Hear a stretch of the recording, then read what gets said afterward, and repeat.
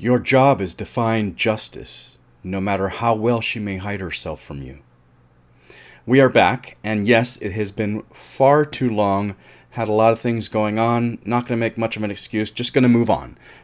Tonight, we are doing a challenge in the book. We are reviewing A Few Good Men.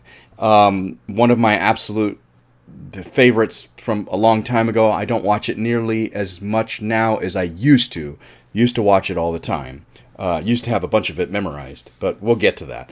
Okay, so this does qualify for a challenge in the book, but before we get to that, I want to do a few disclaimers, which I almost forgot to do. These videos are completely unedited, as you can tell already, because I almost forgot to do this, and unfiltered. So whatever comes out of my mouth is what comes out of my mouth. And just so you know, adult things may come out of my mouth. So if you have kids in the room, you might want to ask them to leave the room or put your headphones on so they don't hear me using adult language, which sometimes I definitely do. And there will be spoilers, just so you know. What am I doing? I'm trying to... Completely unedited, guys. Completely unedited.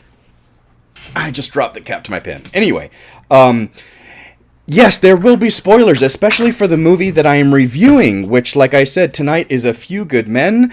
But have no fear. I will put a list of all the movies that I even mention or quote underneath this video, and there will be a header that says spoilers. It's the first header. It's always the first header, and I'll have a list of movies that I actually give spoilers for, including A Few Good Men, so that if you want to avoid spoilers for anything you haven't seen, because I do go off on tangents and talk about other things, other movies, other connected blah, blah, blah, you can avoid spoilers by looking at the list underneath the video. Okay. Challenge number 45, a film that has been adapted from a play. Now, I wasn't sure which one I wanted to do, but as soon as I realized that this was adapted from a play, I said, that's it. This is such a fantastic, amazing, brilliant, in my opinion, 5-star film that I had to have it on here. Had to talk about it. I mean, it's got some great acting by great actors, but we're getting to that. Year released, 1992. Aspect ratio 2.35:1. Excuse me. Running time 2 hours and 18 minutes. Genre drama thriller. Okay. Rated R. Date challenge completed tonight, August 1st, 2024. You will not get the video until at least the 2nd, maybe the 3rd, but I am recording tonight. I literally just finished watching it, so I'm recording tonight, August 1st, 2024. And like I already said, my rating, 5 out of 5, 10 out of 10. Love this movie. There's only one thing, in my opinion, should have been done different, and I will talk about that. Starring way too many people, way too many amazing, fantastic performances, way too many people that we know now and don't even know now, but it doesn't matter. They were amazing at the time. That I can't put it on this tiny little line that they give me. And I've said this before, I hate that they give me such a tiny little line for starring. There are just too many people. So I'm going to go off of the IMDb list. Tom Cruise, Jack Nicholson. Oh my God, Jack Nicholson. Demi Moore is fantastic. Kevin Bacon is amazing. Kiefer Sutherland is wonderful. Kevin Pollak is brilliant. James Marshall, J.T. Walsh. Oh my God. Christopher Guest. Matt Craven. Xander Berkeley's in this. Such a small role, but you know, I know him from other things. Noah Wyle, Cuba Gooding Jr. I mean, there are just too many people in this movie. Just a bunch of people. Who else is in this that I want to mention? I know I'm probably missing somebody, but those are the ones that pop. And the ones I can get off the IMDb list. So, directed by Rob Reiner.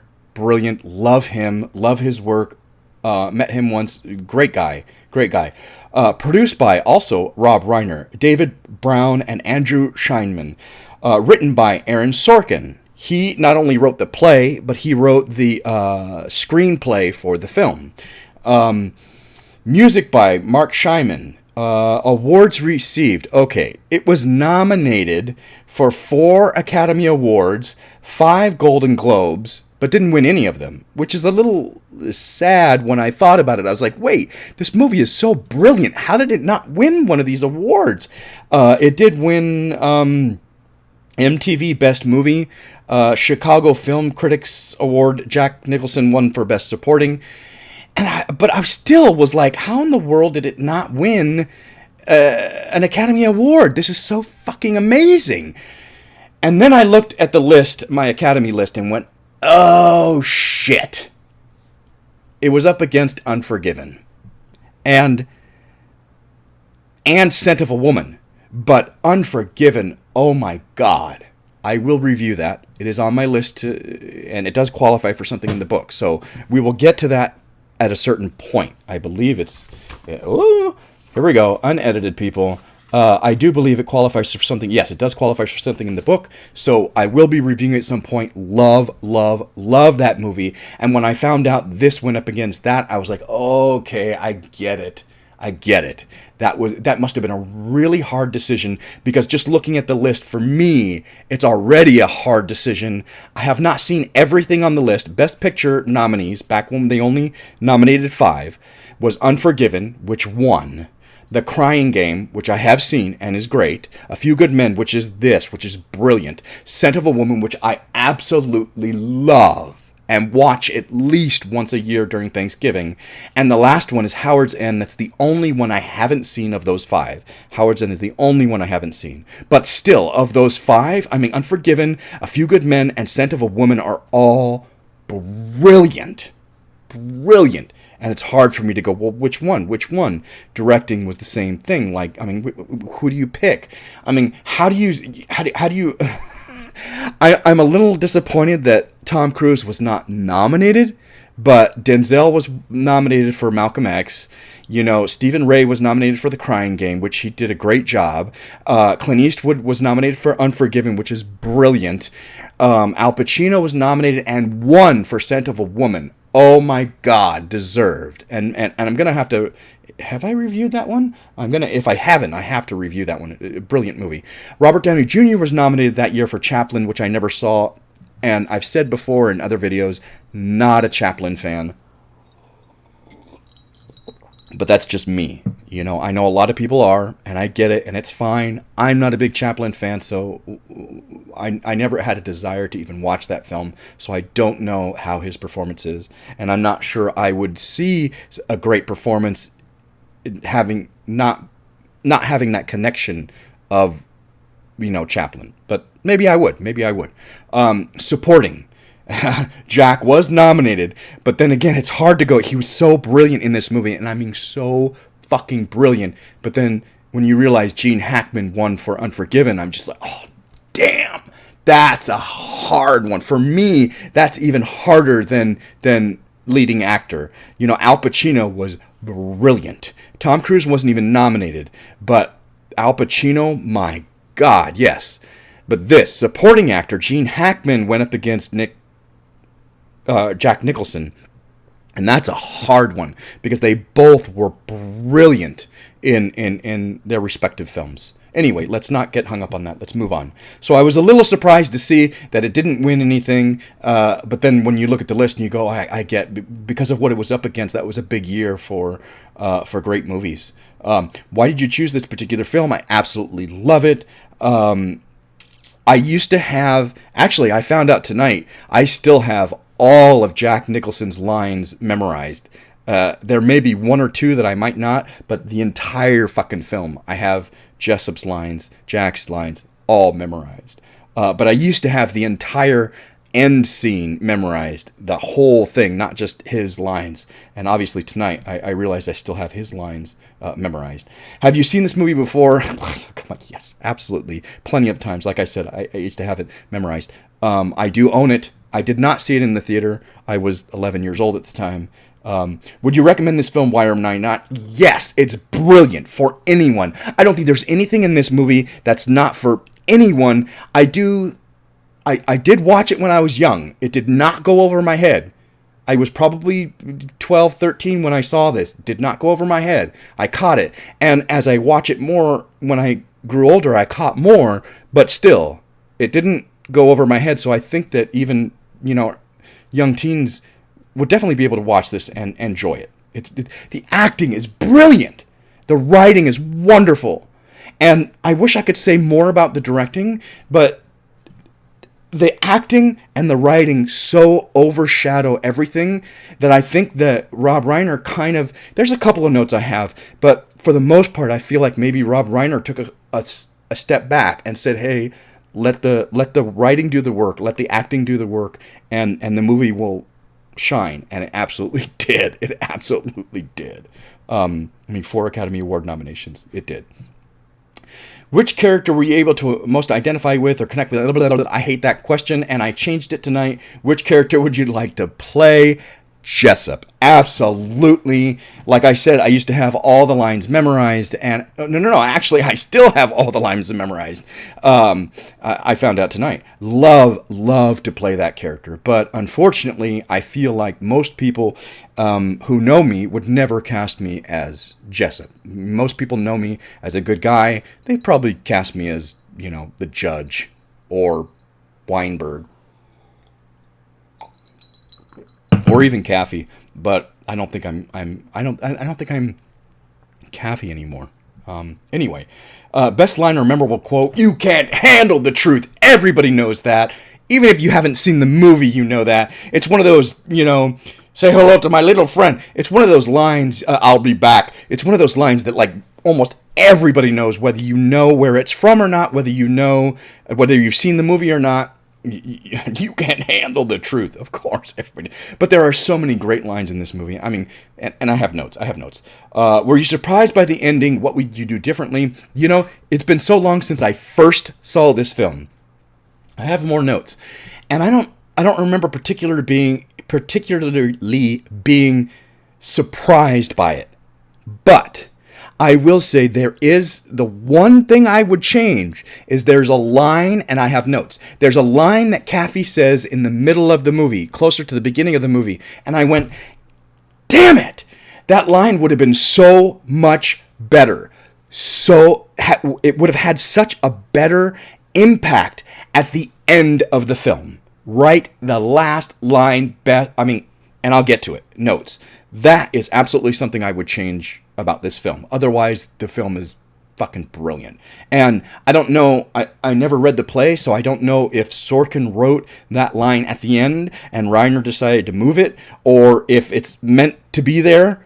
If I were directing it on stage, because I would never even attempt to make a remake of this because it's so fucking brilliant. But if I were to direct a stage play of this, because it is a play, I would definitely take that line and put it at the end. But we'll get to that. Have you seen the play before? If so, how similar is the film version? If you have not seen the play, did this film make you want to see it? I have not seen the play. But like I said before, Sorkin wrote the play and wrote the screenplay, so I'm pretty sure he made sure it was what he wanted. And so I love the film version, and like I said, other than that one change, I probably wouldn't change much, if anything. Anything else you'd like to say? I have notes. And the last little thing down here at the bottom says, Steel Magnolias, 1989, is an adaptation of a play by the same name. The play had no onstage roles for men. Okay. I know my mom liked that movie. I've never seen it. Steel Magnolias. I don't even know what it's about. So, unfortunately, I have no frame of reference for that one. Okay, let's get into the notes because I have a lot. And, I could talk about every single scene. I could talk about multiple aspects of every single fucking scene in this movie. But I'm not going to. I tried to sparse out my notes and try to make some quick notes so that I'm not talking forever. Which those of you who have seen my reviews know that I can. Okay, I love the opening. Not just the music, the military march or whatever that's playing, but I love Demi Moore, her character Joanne Galloway, is trying to rehearse what she's about to say. She's so nervous. And it's funny because later on we find out that she's a judge advocate for Internal Affairs or something like that. Something like that. Anyway, she's got more experience than Kathy, who we meet later, and more experience than Weinberg, who we meet later again. And she's their superior. But she sure as hell doesn't act like it or feel like it. And the character development is wonderful. It's not just the actors who take on the character, it's the writing of the character. So Sorkin did a great job. The writing is brilliant. The writing is brilliant. Sorkin did a great job of making each character, no matter how small, a specific character. And the way they work and the way they bounce off of each other is brilliant.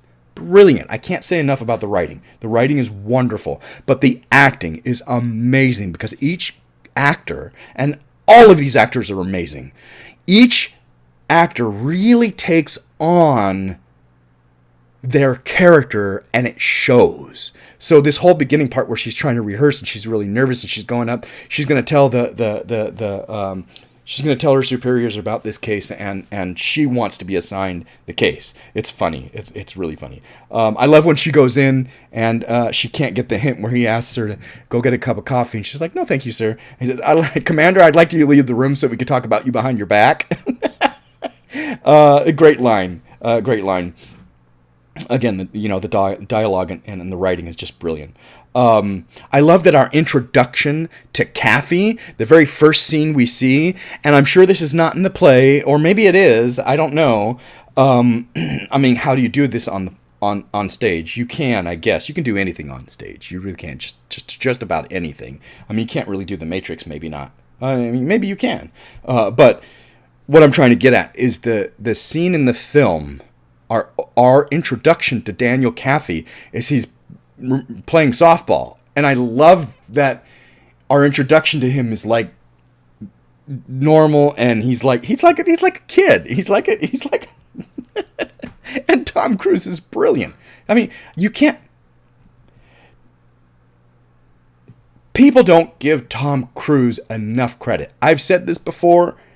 His performance in The Rain Man is amazing, and we would not watch that film if he wasn't in it. And most people say, "Oh yeah, Dustin Hoffman is amazing." Yes, he was amazing in it, but there's no way we could have watched The Rain Man, Dustin Hoffman, the entire time without Tom Cruise's character.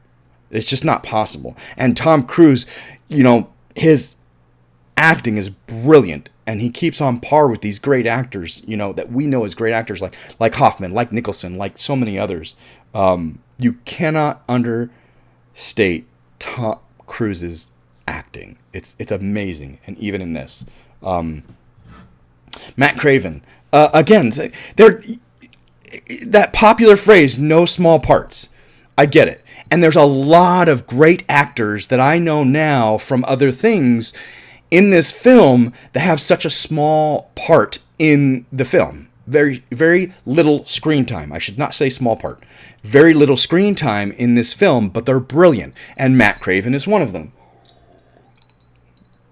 I love him in other things.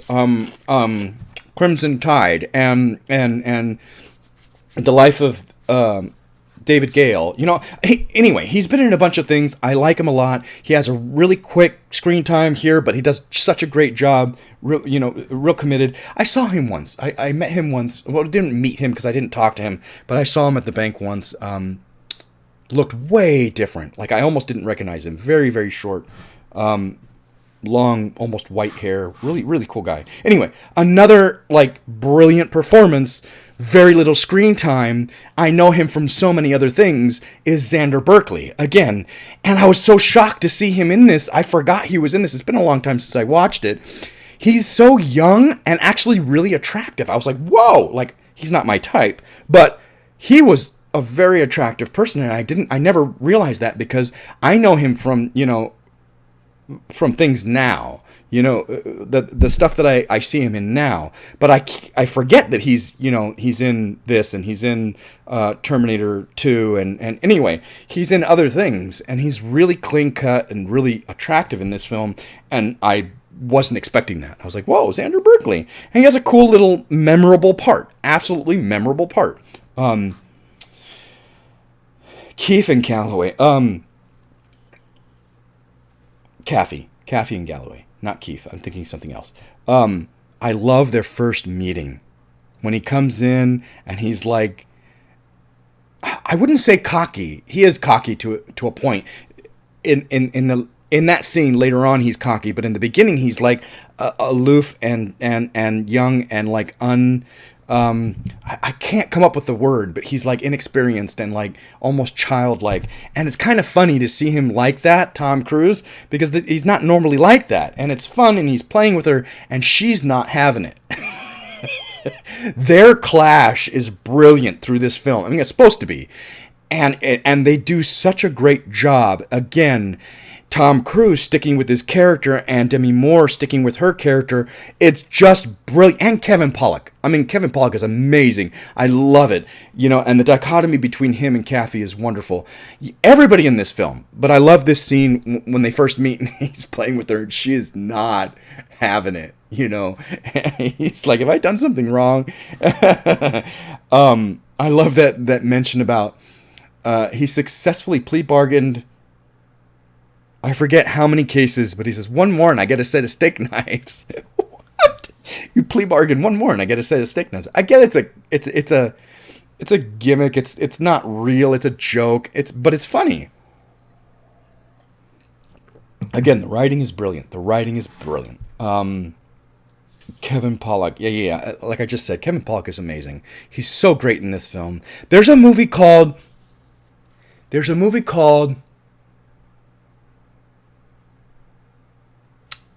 It escapes me right now. But it's brilliant. He plays the lead, and it's such a great movie. I should review it. He plays the president, and he gets stuck in some roadside diner in the middle of the country in a snowstorm and can't leave, dealing with a major military crisis. He does such a great job that you watch that film and you go, wow, you can't underestimate him, because for the most part he's always playing this kind of thing, a side character, a sidekick. He was in Arnold, End of Days with Arnold. He's always playing kind of a side character. But then when you watch that film, dang it, I can't remember the name of it. I'm going to find out right now. It's not coming to me. I own it. I love it. It's been a long time since I've seen it. But it's wonderful, and he plays the lead in the film, and you get that Hollywood would not put this kind of a face in the lead normally, but his ability, his acting is fantastic. He deserves to be there, and it's unfortunate that we don't give him enough opportunities for that.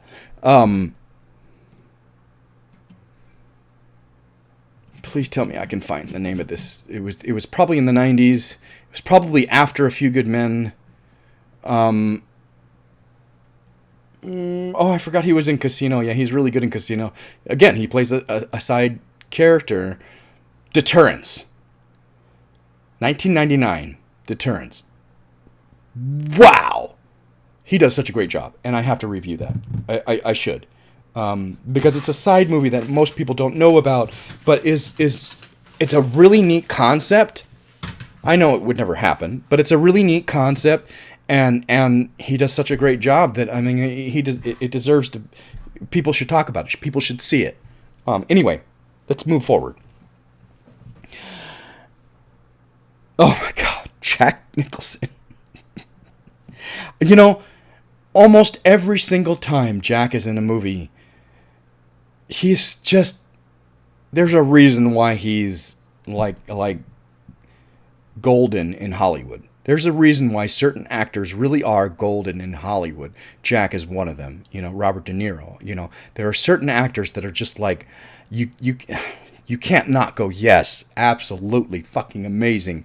And it shocks me to hear people say they don't like his acting. What? Okay, fine. I think he's brilliant.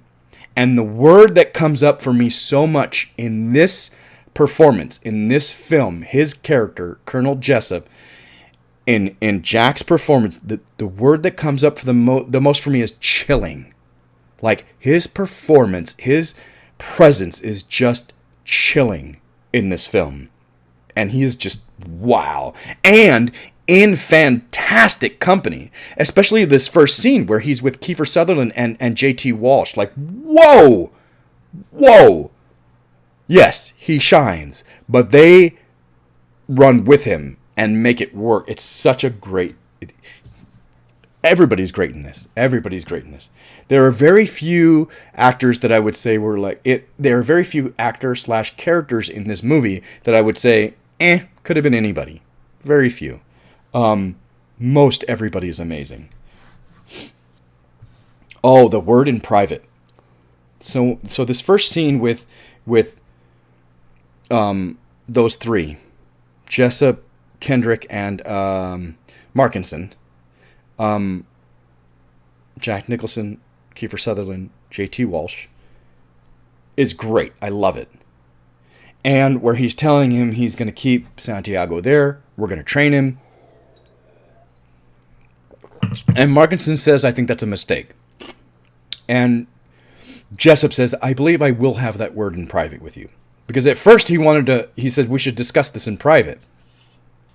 So finally, Jessup says, I think I will have that word in private with you. Very cool, very calm. I love it.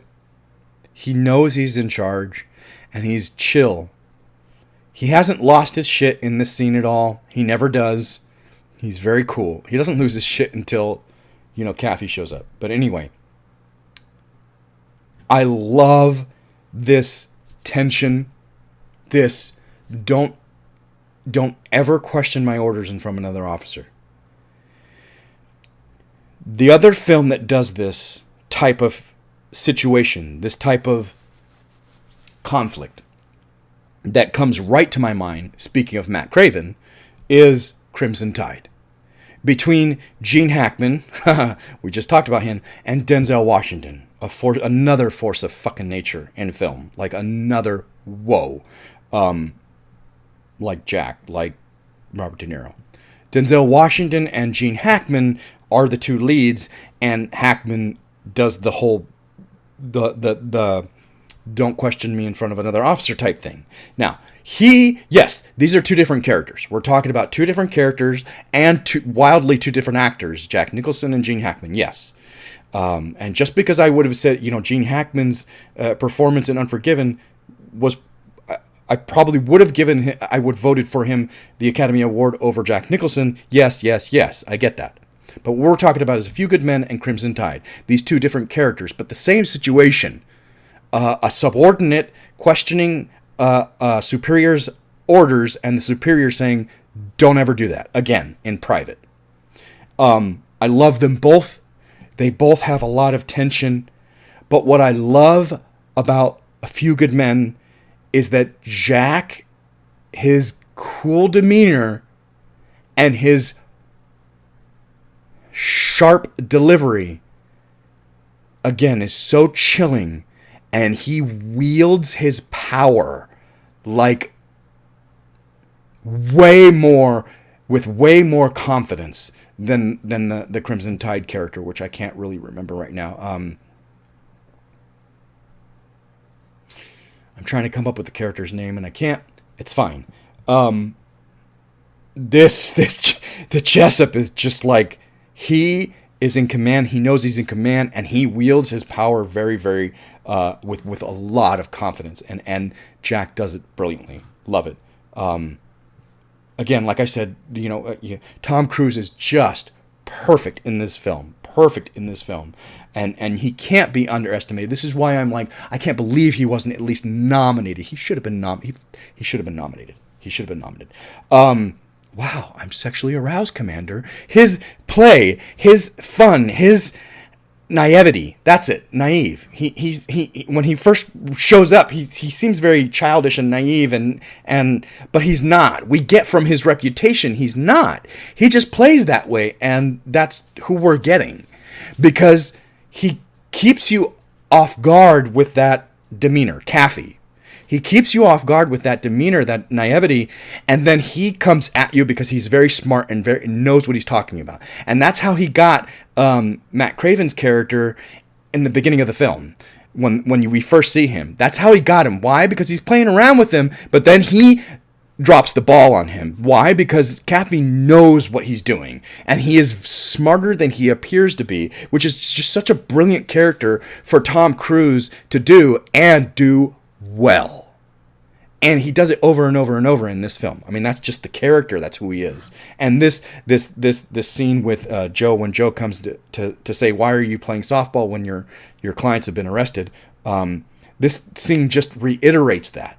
He is playing with her and then kind of tries to drop the ball. But what I love about this part is that Galloway has the last laugh. She's the one that... Have you ever heard of the term code red? What a shame. So that's something he didn't know, and you can tell Tom Cruise's performance and the character are both the shock and like, wait a second, somebody caught me off of my game. And it frustrates him, and I love it. It's great. It's wonderful. I love that little scene. James Marshall. Oh my God. I used to have such a huge crush on him back then. He was so hot. He was in another movie that my mom loved called Cadence, which I will not review. It's good. It's fine. I like it. I enjoyed it. The Sheens, Charlie Sheen and Martin Sheen, father and son, playing commanding officer and, subordinate. Charlie Sheen goes to prison and Martin is the commanding officer over the prison. It's a good movie. It's fine, but James Marshall is in it, and oh my God, he's hot. But I think this is the first film I saw him in. Just like, wow. Anyway, let's not talk about that the entire time. I wrote this note because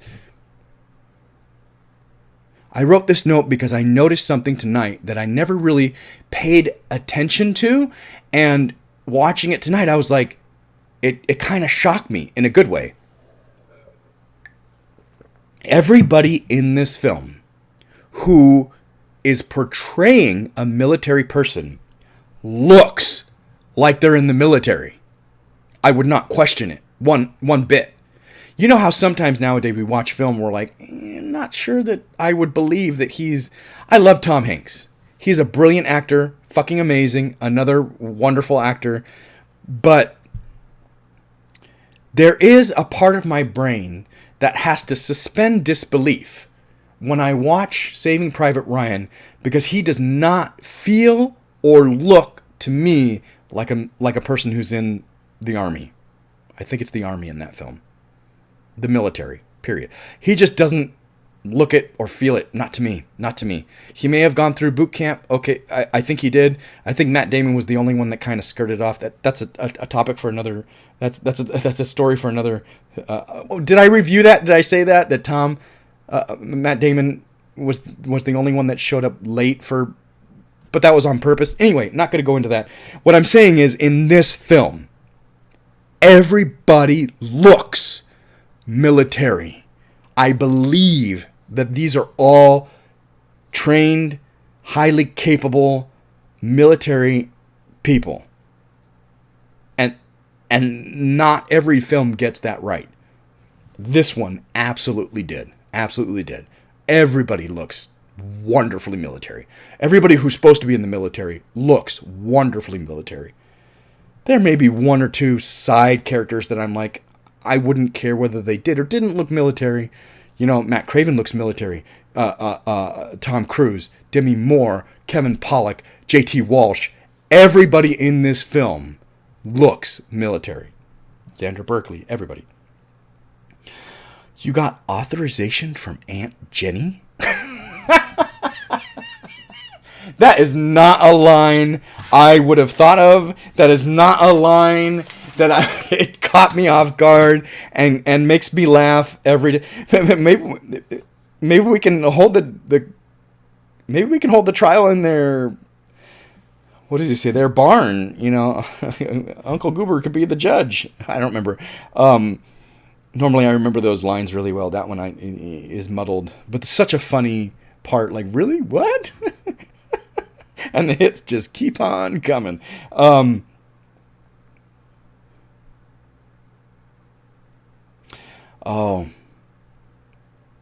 Like I said, the characters are wonderfully developed, and that's in the writing. The characters are brilliantly portrayed, and that is in the acting. Just before they leave for Gitmo, just before they leave, Kathy and Weinberg have this quick little scene where they're walking the baby and they're going home and they're talking about blah, blah, blah. I love this line. We finally get an insight because Weinberg has been a Batman, a Robin character. Batman's Robin. He's been kind of a backup Robin, kind of, anyway. I probably shouldn't say that because Robin's on a higher level than Weinberg is. He just thinks he's just there for show and to play off of Kathy. He's not really there for anything. So we kind of dismiss him as a character a little bit. Yes, up until this point, we kind of just like, This is where we finally get an insight into Weinberg and his character. And I think Kevin Pollak did a great job with his line delivery in this part, with his demeanor. When he says, I believe every word of their story, and I believe they should go to the jail for the rest of their lives. We now get that up until this point, Weinberg has been a secondary, like nobody pays attention. Weinberg is on the defense. But now we realize he doesn't believe in the defense's case. Well, to a degree he does. He doesn't believe they should be... Well, we haven't even gotten there. Like whether they would... If they're guilty, would they be...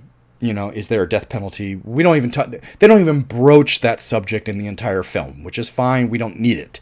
So, but we finally get that he believes that they should be in jail. That what they did was wrong. We don't know why he believes that yet. But this is just the beginning, the hint of like, now we get where Weinberg is in his stance in this trial. Even though he does his job as a defense attorney side character, a backup or whatever you want to call it. He's not lead counsel. But I love it. It's a really good part. Oh, I get sick when I fly. I get sick when I fly because I'm afraid of crashing into a large mountain. I don't think Dramamine will help.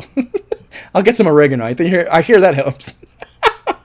Again, there's some really witty, funny lines in this movie, and the delivery is wonderful. I always remember that line. I'm afraid of crashing into a large mountain. I don't think Dramamine will help. So that's definitely something that I remember. Even not having seen the movie forever, I think of that line often in certain situations. I think it's great. We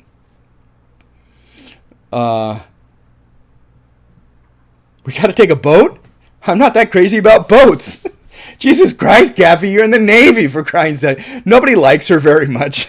Yes, sir. Again, wonderful, break up the tension, fun lines, wonderfully delivered. Everybody's great. Oh, Kiefer.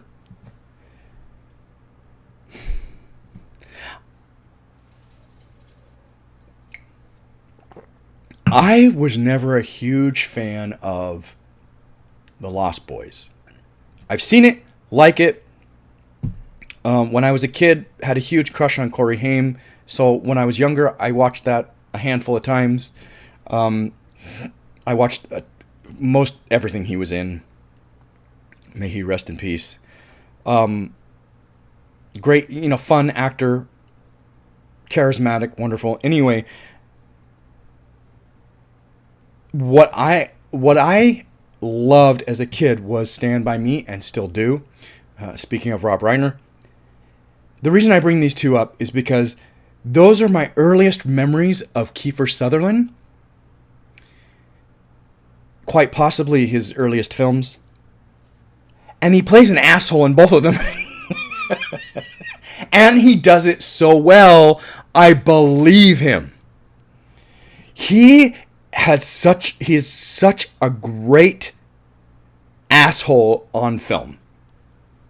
Now, he has said in an interview that America is the only place in the world where civilians, people believe you are the character you play.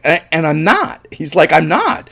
But people believe you are them. He's had people not shake his hand out in public, like not say hi, but not want to shake his hand because of characters he's played. And he's like, I'm not that person. But he does it so well.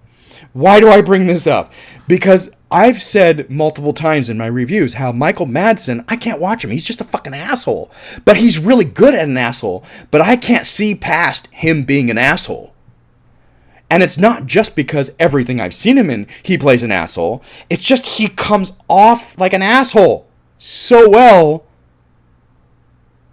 that it's hard for me to see him as anything else. Whereas Kiefer Sutherland, I have seen him play other than an asshole and brilliantly. And I'm speaking of 24, fucking Jack Bauer. Okay, I have protected a card. That is one of my favorite of all time. I would love if I could play any character in the world, because I can't play Superman. Jack Bauer would be a character I would love to play. I'm not British. I can't play James Bond. But Jack Bauer, oh my God. So I've seen Kiefer Sutherland broach that asshole, but I also know Kiefer Sutherland can be brilliantly an asshole. Time to Kill, Lost Boys, Stand By Me. I mean, so many things. This is another example of he's just a fucking asshole, but he's brilliant at it. Brilliant. And he does not have a lot of screen time. He really doesn't. He has less screen time, I think, than Kevin Bacon in this film. So, but he's just wonderful. I like all you Navy boys. Every time we gotta go someplace to fight, you fellas always give us a ride. Love him. Performance is just wonderful in this. The lunch with the Colonel, the lunch with Jessup. Like I said, I could talk about every scene, so I'm skipping some stuff, and that's fine. The lunch with Jessup, that scene is I love the tension between everybody, but what I love most is we know he's fucking lying. Because that first scene with Jessup is him saying, we're keeping Santiago here and we're going to train him. We're not transferring him. That's bullshit. So this scene, he's saying, oh, we were going to transfer him. So we know he's fucking flat out lying. We as the audience know. Do the characters know? No. And that's fine. She outranks you, Danny. That whole line about, that fucking sexist line about, if you haven't gotten a blowjob for a superior officer, well, you're just letting the best in life pass you by. So, fucking piece of shit. Jessup is a different kind of an asshole. He's just like, what?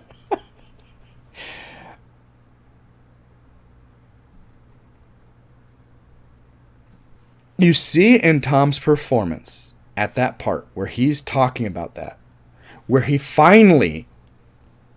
Jessup finally loses his cool, finally loses his chip. He the way he talks to Joe, the way he lashes out a little bit here.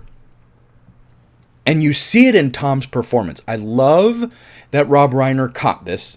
You see it in Tom's performance that he is questioning Jessup's not quite on the up and up. Does he know Jessup ordered the code red at that point? No. Does he know Jessup is lying to him at that point? No. But he knows something's not right. And you see it in Tom Cruise's performance. Of course, the writing goes there because then he asks for the transfer order and that whole confrontation there. So it is in the writing, but it's Tom Cruise shows that little bit of like he knows Jessup's not on the up and up, and it shows.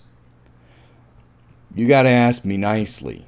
So when he blows up at Caffey, I think that's where Caffey knows, yeah, there's something not right about there. So he suspects it when he kind of lashes out a little bit at Joe, but when he full on lays it down with Kaffee. Kaffee knows. Kaffee knows there's something up. There's something up here. And just like with the other scene where I equated that scene with Crimson Tide, I take this scene and I equate it with there's a movie with John Travolta called The General's Daughter. Wonderful. I love his performance in it. Great movie. Another fun, witty movie. Now, John Travolta plays a Tom Cruise type character where he's an investigator, CID. So he's a criminal investigator in the military. Now, the difference between that character and this character is that character, Travolta's character, has a lot of experience, years of experience, and a huge fucking chip on his shoulder for anyone who outranks him. Anyone, almost anyone, anywhere. Anyway, Tom Cruise's character, Kaffee, is young. He's been in the Navy, what do you say, 9 months in the beginning of the movie? He's only been a lawyer a year. Technically, he only passed the bar a year ago, I think he said, or a little over a year ago. And he'd only been in the Navy for 9 months, I think he said, in that first scene with Galloway. So Kaffee may have his chops and knowledge and a very famous father, but he's semi-inexperienced. And he doesn't have that huge chip that Travolta's character has in The General's Daughter. In this instance, the reason why I equate the two is because in this instance, with how Travolta's character lashes out at authority figures who outrank him in The General's Daughter, he absolutely lashes out at them, and well, and with the law, because he, like Kaffee, has like a encyclopedic in brain of the law, of how things are supposed to be and things go. That's how their characters are similar. How their characters are different is he would have absolutely lashed out at Jessup. Had that character been in this situation, he would have lashed out at Jessup right back. He would not have done what Kaffee does, which you see him like kind of, I guess for lack of a better term, he looks whipped. I mean, he literally looks like he just got fucking reprimanded and his ass chewed out, which he kind of did. He did. Anyway, I've got a lot of notes. I should probably move a little quick. Great scene. I like that. I literally could talk about this for every scene. The clash between Kaffee and Dawson. Again, another great actor. I don't think I've ever seen him in anything else. His name is IMDb.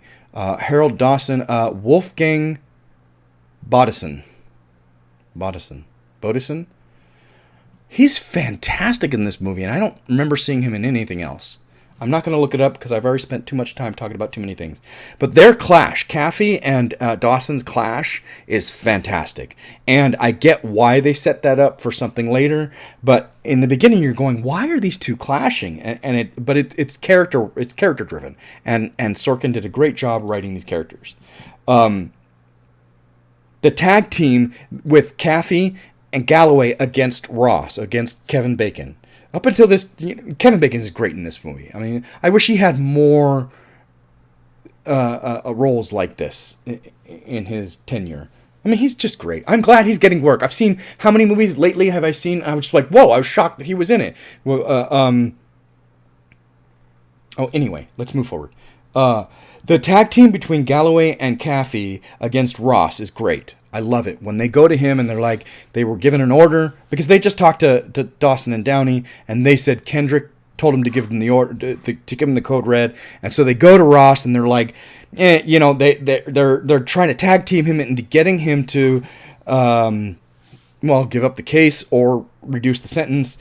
But I love that the beginning of the scene starts with a clear, and we are on Galloway and Kaffee's side, a clear advantage on Galloway and Kaffee's side, but it ends brilliantly, and Kevin Bacon does such a great job. It ends with Ross absolutely having the last laugh, and on the It ends on his side.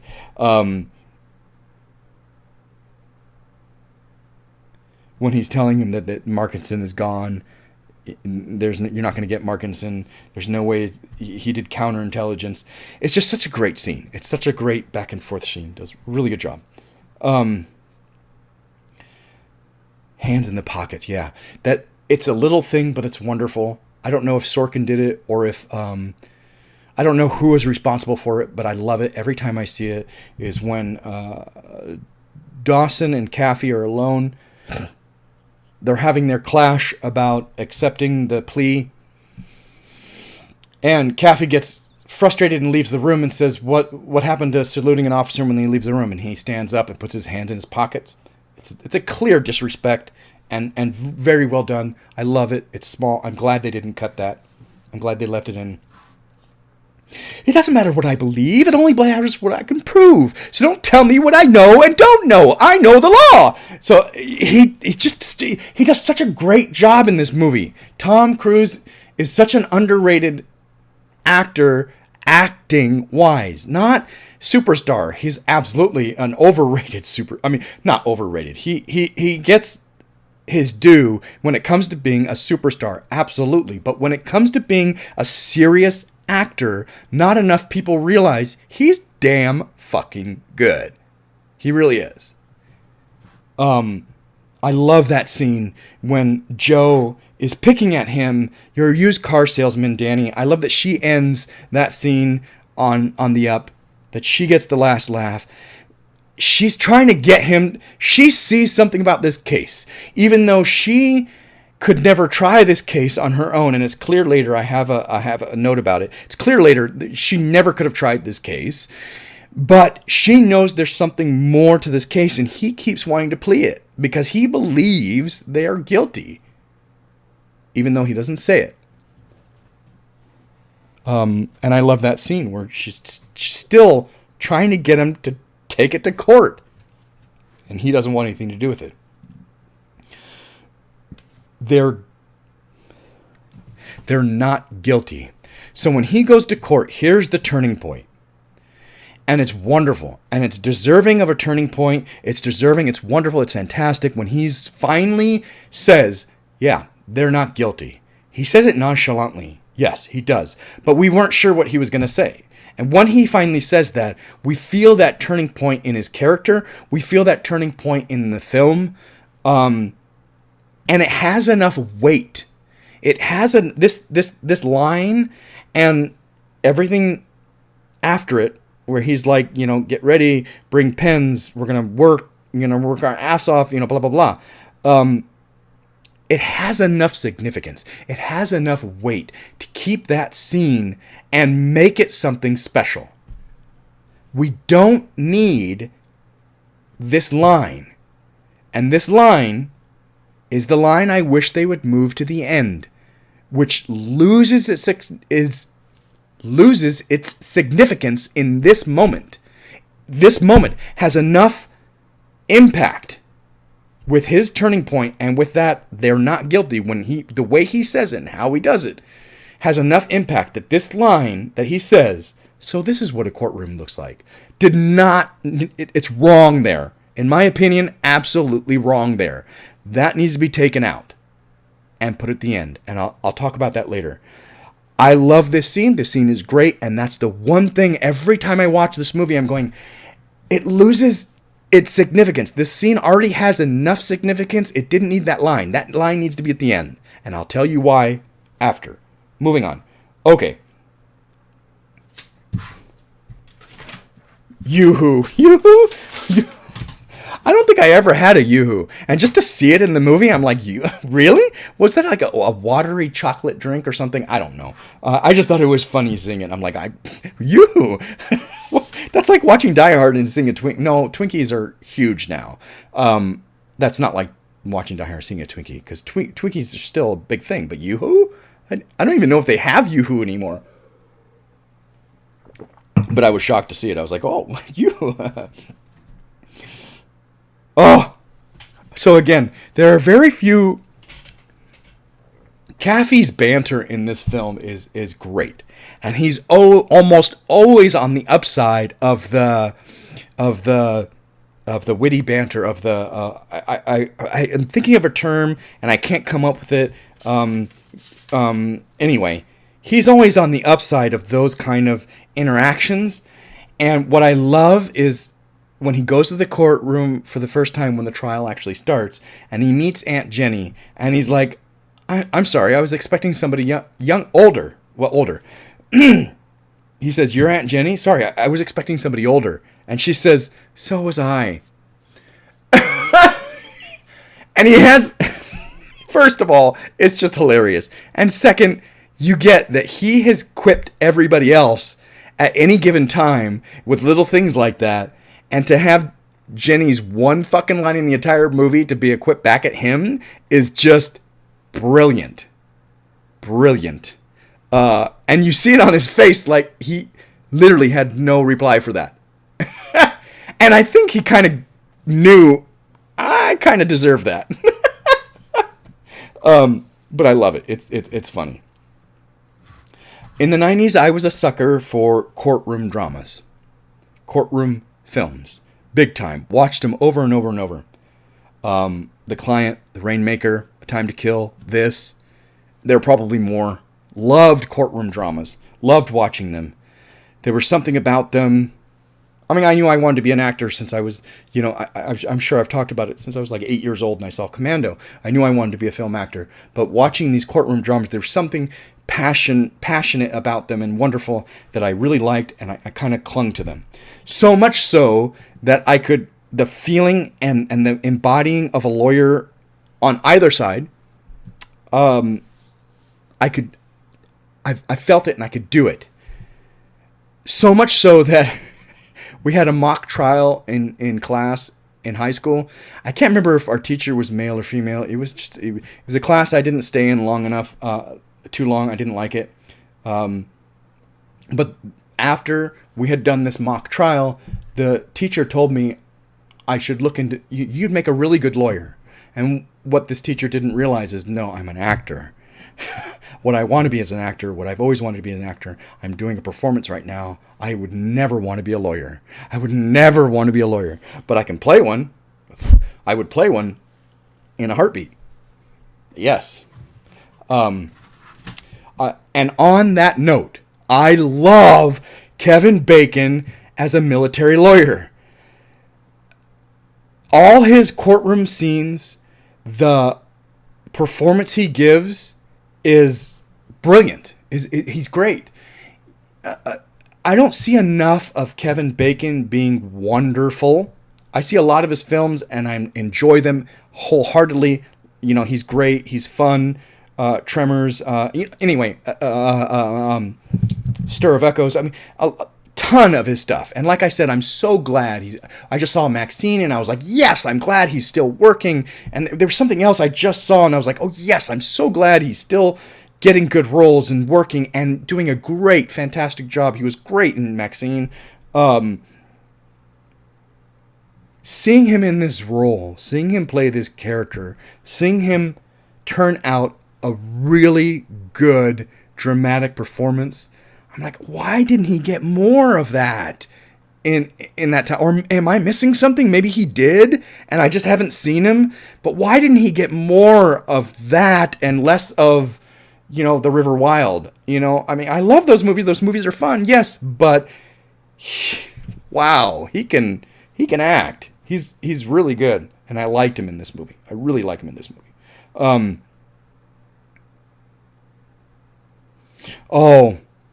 Keefe's, Caffey's. I keep saying Keefe, and I don't know why.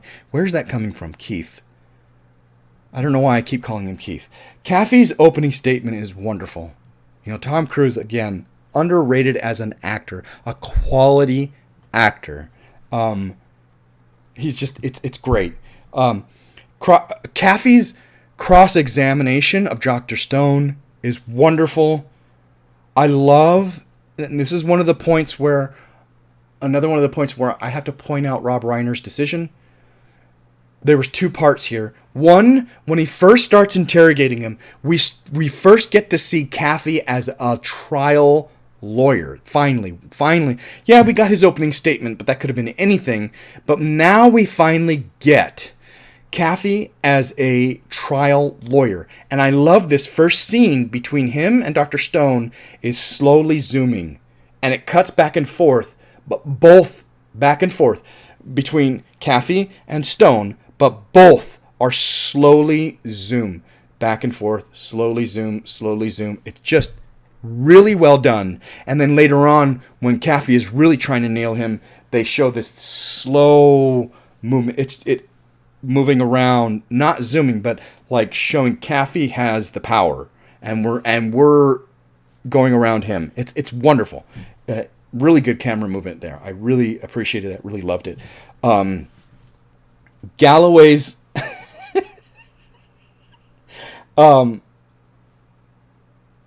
Galloway's blow up here when I strenuously object.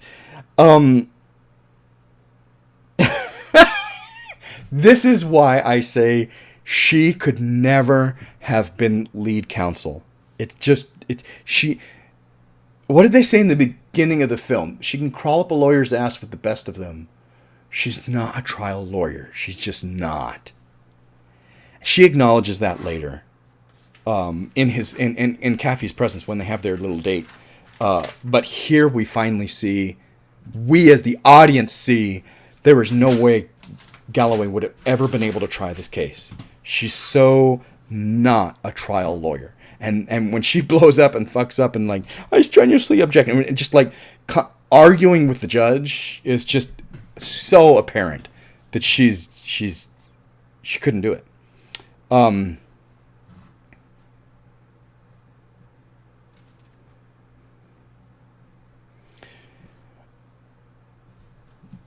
They tormented and tortured a weaker kid.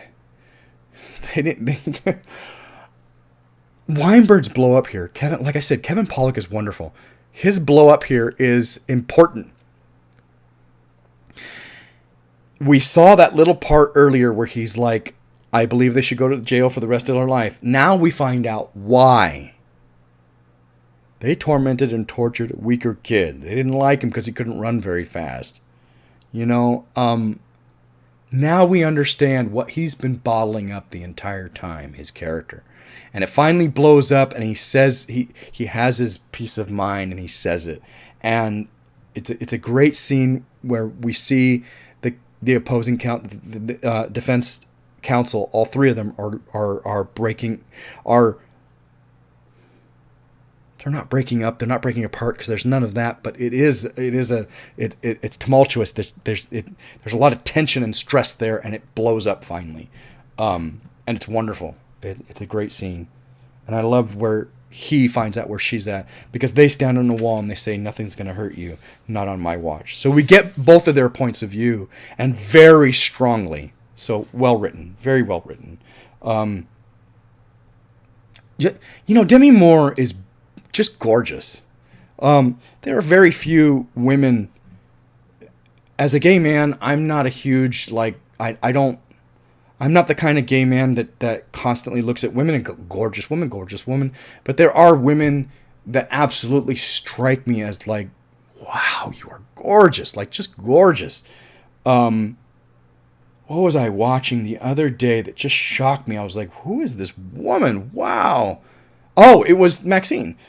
It wasn't her. It was the director of the movie. Anyway, there was an actress in there. She was the director of a film that Maxxxine was making or whatever. The director is just beautiful woman. Like, whoa, striking. And I realized tonight watching this movie, Demi Moore is gorgeous in this film. Like, wow. And I love her short hair. I've seen plenty of movies she's in. I own plenty of movies that she's in, G.I. Jane and Mr. Brooks. There are plenty of movies I have with her. This movie, she's just gorgeous. I love that short hair on her. She's just beautiful. She does such a great job in this movie. Oh, I already mentioned the dinner date. You know, I think you're an exceptional lawyer. She finally lets her guard down. We finally see that she is attracted to him, not just physically, but as a colleague.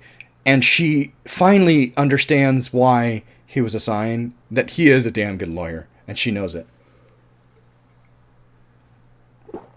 Her and Weinberg give Caffey more credit than Caffey gives himself, which is apparent through this entire movie until the end. They give him more credit, and they kind of get him to open up and be the lawyer that he is. Noah Wyle is so fucking cute in this movie, and I didn't even realize it until, like, probably tonight. I was like, oh my god, he was cute back then, and I'm never been attracted to him ever since, ever. But I was like, wow, like, watching this movie, well, okay. Such a great little part. Again, very little screen time, but very impactful, very, memorable. The redirect on him with the whole part is great, and it's very smart, very, very well written. Sorkin, wow. So when he's like, when Kevin Bacon's like, do you know what Code Red is? Is it in the book? How do is there no book, no set of manuals? Again, Bacon's delivery is wonderful. There's no book, no set of commands that tells me as part of being a Marine is performing Code Reds. He says no. And then the redirect, Caffey comes back and says, well, show me in the book where it says the mess hall is. Well, you've never had a meal? Well, of course I have. That whole scene is very smart, very well done, very well written, and wonderfully performed by everybody. Very good. Oh, J.T. Walsh. Just another one of those actors that is so underrated, and such a brilliant actor. Because people, the first thing that pops in most people's mind, J.T. Walsh, is something like, Needful Things, or maybe even The Negotiator. And he doesn't have, yes, he plays them brilliantly. He does a great job, but the movie isn't as serious or impactful, maybe, but if you pay attention to J.T. Walsh's career and you watch his commitment to his character every single time, it's amazing how wonderful a performance, even something like, Misery, where he has like one fucking line, probably, maybe two, it's easy to dismiss somebody who plays such side characters, like Kevin Pollak, and forget that these are brilliant actors who may or may not have had a great opportunity. Pleasantville, J.T. Walsh in Pleasantville is fun. It's fun. It's crazy and zany and fun. But do we take him seriously? I don't know. But you should. And the example that I will always go to, if anybody says, well, show me an example of J.T. Walsh really standing out. Outbreak. Okay, Outbreak was not... It was probably a blockbuster at the time. It's probably pretty popular at the time. Did not stand the test of time, not really. Even though, this COVID thing, people probably should have been watching Outbreak. Like, whoa, okay, we knew this shit was going on before.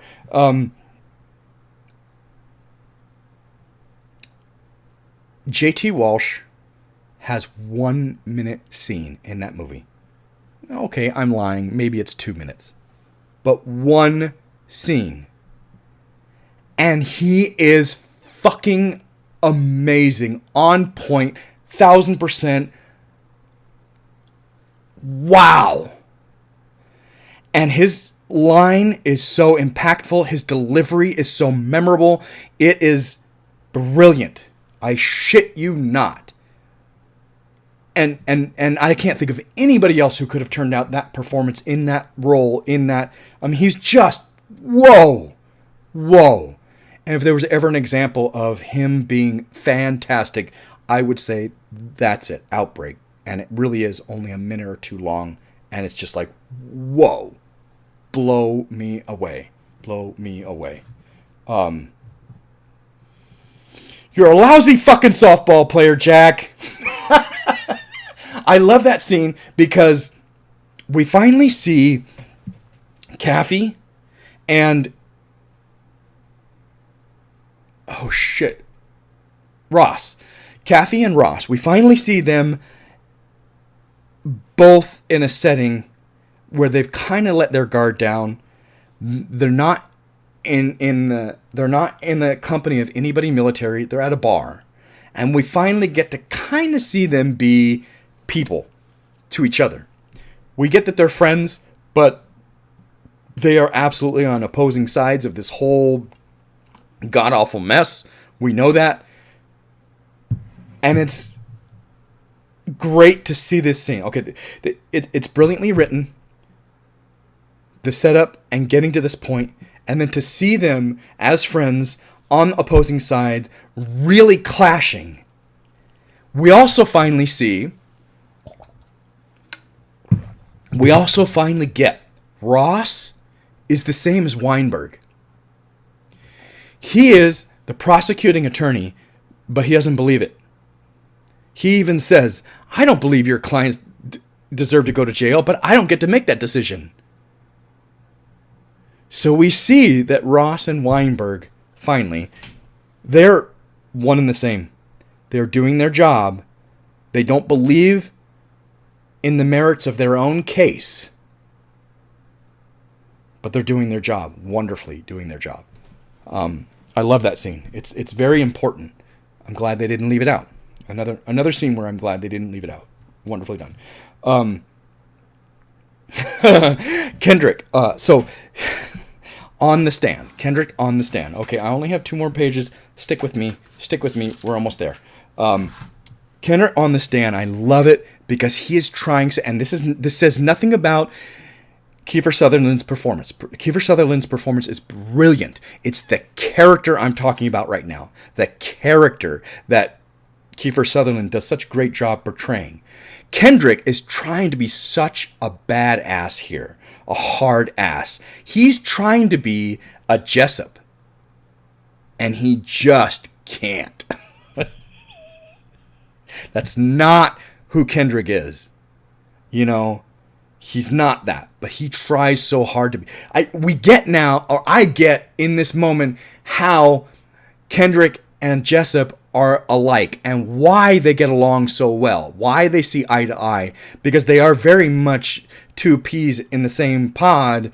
Only Kendrick, there's no way, Kendrick is not on the same fucking level. And what I love about this performance, what I love about this scene is that we see that Kendrick knows he's trying to be a badass and he just can't. Caffey's got it way over him, whether he knows it or not. Caffey's got it way over him. And it's funny to see that interaction. Oh my God. Markinson's suicide was totally unexpected the first time I saw it. I was so shocked. Whoa, really? Whoa, I wasn't expecting it. Actually, probably the first couple of times I saw it, I still was kind of like, I knew it was coming, but still, it's a shock. It's a shock. To see him give up, to see him be so scared to tell the truth, I think it's guilt that killed him. It wasn't that he wasn't strong enough, it's that he couldn't go to court and tell people how much he fucked up. The guilt was too much, and he just couldn't do it. And it's sad. It's sad.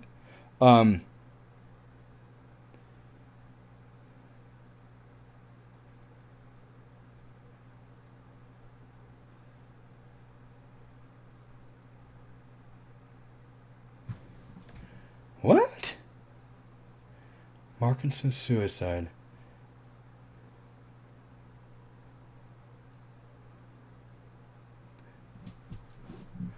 Oh, man.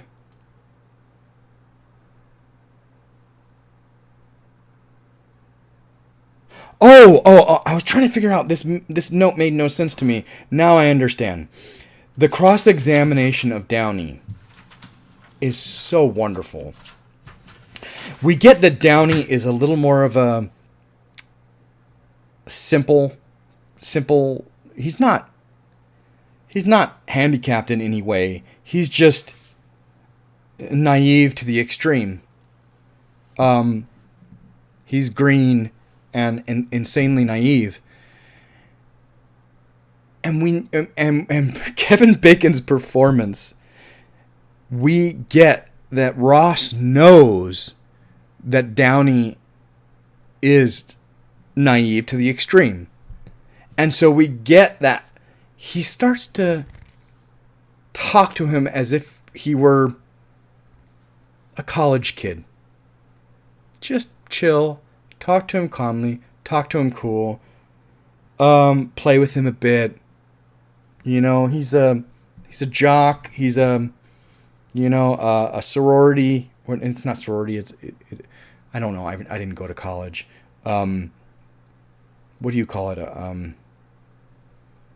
Anyway, sorority is women, right?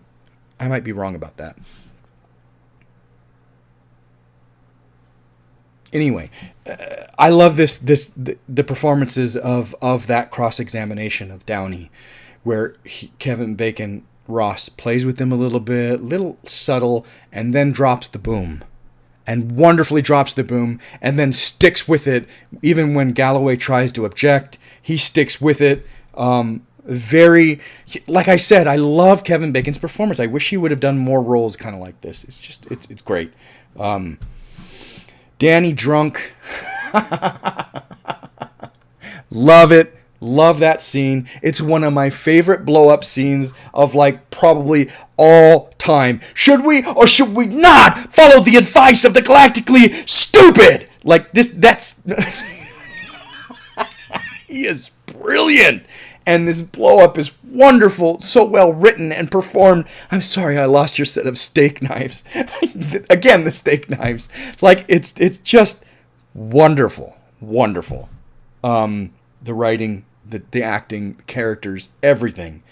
Here we go again, the afterword. The afterwards of the blow-up. When Weinberg, not Weinstein. Weinberg and Kaffee are sitting there talking. Yes, Kaffee is still drunk, but the demeanor, the mood in the air completely shifts. And because he can be a little more himself with Weinberg, because they've been working together for a while. They've known each other probably since, Kaffee's only been in the Navy for 9 months, so they've probably known each other that entire 9 months. I wouldn't doubt. And I love this scene between the two of them where he tells him he's a better lawyer. Like, tells him he's a better lawyer than his dad, but tells him in a way where Kaffee gets it. Anybody telling him this wouldn't have worked. Weinberg telling him the way he told him, Kaffee gets it. He finally gets it. And then when they leave that scene, Weinberg is like, it's up to you. Like, it's your decision. Would you put Jessup on the stand or not? It's nobody else's decision. You are the lead counsel. And then, obviously, he decides to. So, we're at the end of the notes. Couple of notes. We're at the end. Couple of little quick insider things. I heard that when they were rehearsing this, when Jack was cast, actors do, I'm assuming, well, maybe not every film, but some films, and certainly most theatrical performances, which I've done plenty. One of the things you do early in rehearsals is a read-through. You read through.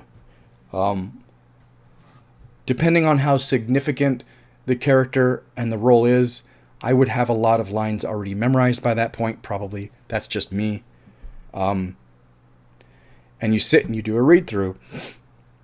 And I heard that when they did their first read-through of this, everybody's sitting around the table, reading their lines, going through. And when Jack's first scene popped up, they said he was 100%. Emotion, character, everything was so on point, whereas everybody else was just reading, because that's basically what you do in a read-through. You kind of just read it, get a feel for the character, get a feel for the whole overall, and Jack was like 100%, 100%. And they were like, whoa, caught off guard. Jack is turning it all the way up to 100, and we're reading it. Like, what's going on? And that's just gives you a little insight into the reputation of Jack Nicholson in Hollywood, is that he doesn't play around. Why would you go 100%? Why not? Why not? The other insider thing is this last scene, which I only have a few notes because I just left the last scene alone because it's so brilliant and so wonderful. And like I said, I have it all I used to have the entire scene memorized. I still have all of Jessup's lines memorized and some of the other lines, yes. But I used to have the entire scene memorized. This final scene where he puts Jessup on, it's so fucking brilliant. Every second of it, you can't handle the truth, is only part of it. I mean, every second of it, it's all, but it's all just, oh my God. Kiefer Sutherland tells a story. He's not even in that scene. He tells a story about everybody knew who was cast at this point when they went to film this scene. Everybody knew who was cast. Everybody knew who the scene was between. Everybody knew the play in Hollywood. And Kiefer Sutherland tells this story about how he wanted to be on set just to see this. And he has never, ever in his entire career seen so many actors who weren't even involved in the film show up on set to watch Tom Cruise and Jack Nicholson. This scene. Actors who weren't even involved in the entire film showed up when they filmed this scene. And from what I heard, they ran the scene. I think, if I remember correctly, the first shot, because you have to run the scene multiple times to put the camera in different angles to get different shots of different people. So you end up running it a lot. But most of the time, you only have one angle that's, well, maybe not. I'm not going to say that. Okay, what I am going to say is, some of the times, you're not in the scene because the camera is focusing on somebody else, but it's your scene. Or they've got the back of your head, or they've got the side of your head, or something. They're focusing on somebody else, not you, and that's fine. From what I heard, Rob Reiner decided the first thing they were going to do is shoot Jack's frontal, which half of it is Jack frontal. Okay? So, from what I heard, the very first let's go through it was Jack. And Jack went entirely through it. No, I'm ready. Let's go through the whole thing. They went entirely through it. From what I heard, they did 2 takes, and Rob Reiner was like, I don't think we ever... It's not going to get any better. He literally... If memory serves, he said, it's not going to get any better. We're done. If you're good with it, that's it. That almost never happens. Fucking two... I mean, unless you're filming with Clint Eastwood, who is famous for one fucking take. Done. Whatever you do in that take, we're done. That's it. He's famous for that. Rob Reiner, most of Hollywood is not famous for that. And for them to only do 2 shots with Jack, Rob Reiner was like, it's not getting any better than that. It's so amazing and so powerful. And Jack is just off the hook. One of his best performances, in my opinion. Wow. Wow. The writing in this whole last scene is wonderful because of the traps Kaffee sets up for him, sets up for Jessup, and then lynches the traps. It's wonderful, wonderful. Jessup's attack, like physical going after Kaffee, was unexpected and brilliant. I've never seen Jack that physical, and it's just wow. I love it. It's just great. Not just what's coming out of his mouth, but his demeanor and expression. and then him trying to straighten his stuff, and like, you guys are, all you did was weaken a nation today, wonderful performance. And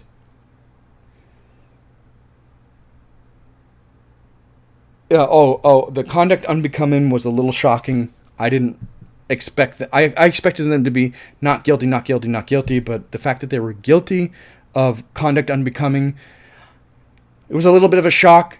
Not entirely, because, okay, that makes sense. And I love that Dawson understood why. He was shocked at first, but then he thought about it, and you get in that few seconds, and then he even says, we should have fought for those that couldn't fight for themselves. We should have fought for Willie. And it almost always brings a tear to my eye. I don't think I've ever cried at that point, but it definitely, like, waterworks start. It's such an emotional, great to see Dawson understand why, but also we see a little hint of Weinberg acknowledging his respect that Dawson understands why the conduct unbecoming, they were guilty of that. Really wonderful. And here, this Caffey has been pushed by Galloway, by Weinberg, even by Ross, the entire film, into being a trial lawyer. Everybody sees him as a trial lawyer. You don't see yourself because you're living in your father's shadow. But even Weinberg says, I would choose you any day and twice on Sunday over your dad. Everybody's pushed him to this point. He has taken on a Colonel Jessup and done the impossible. Nobody expected for Jessup to say, yes, I ordered the code red. Even Jack, Ross, at the time is shocked. You see him, he can't process. He's like, holy crap. All this amazing character development for Caffey. Here is where the last person leaves the court. He is alone in the courtroom. The courtroom is completely empty. He turns, he looks around. Here is where that line should have been. So this is what a courtroom looks like. That's where it makes sense. That would have made a fantastic impact. It would have made sense that finally he's won his first case through all adversity, through hardships. Everybody pushed him to do what he did. He found justice. He did what was right. He won the first case, and he took on a colonel. Here's where he should have said, so this is what a courtroom looks like. It should have been there. It should have been there. It should have been there. Anyway, love A Few Good Men. I could talk about it for another hour, but it's already an hour 27, or hour 28, excuse me. So I will stop now. Thank you for listening, and I promise you, I am not going to wait another 2.5 months to get you another review. I will review another movie soon. So thanks a lot for listening. Hope you enjoyed this one, and I will talk to you again soon. Thanks.